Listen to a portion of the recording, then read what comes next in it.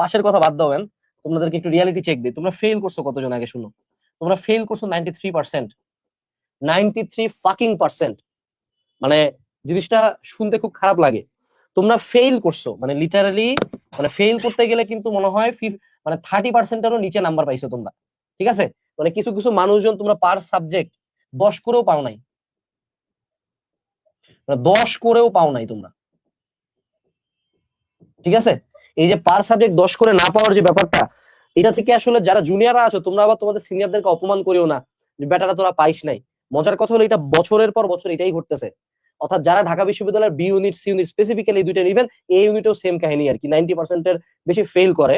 So বুঝতেই পারতেছে যে যখন আমরা ঢাকা বিশ্ববিদ্যালয় নিয়ে কথাবার্তা বলি, এটা যে কতটা কম্পিটিটিভ এটা তুমি জানো না। মানে ঢাকা ভার্সিটির বি ইউনিটে আমি তোমাকে একটু বুঝাই বলি কতজন এক্সাম দিচ্ছে।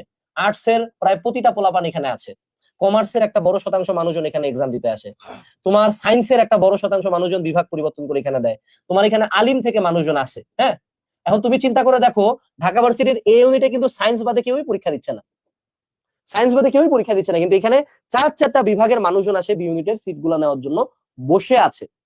সো ফেল করছো এটা যেমন খারাপ এটা জানতে হবে, কিন্তু জুনিয়ররা আবার এটা হালকায় নিও না যে ভাইয়া আমার সিনিয়র ব্যাচ ফেল করছে তারা তো মনে হয় খারাপ, আমি তো মনে হয় ভালো। না বস, তুমিও পাস করতে পারবা না, এটাই এতটাই জিনিসটা টাফ।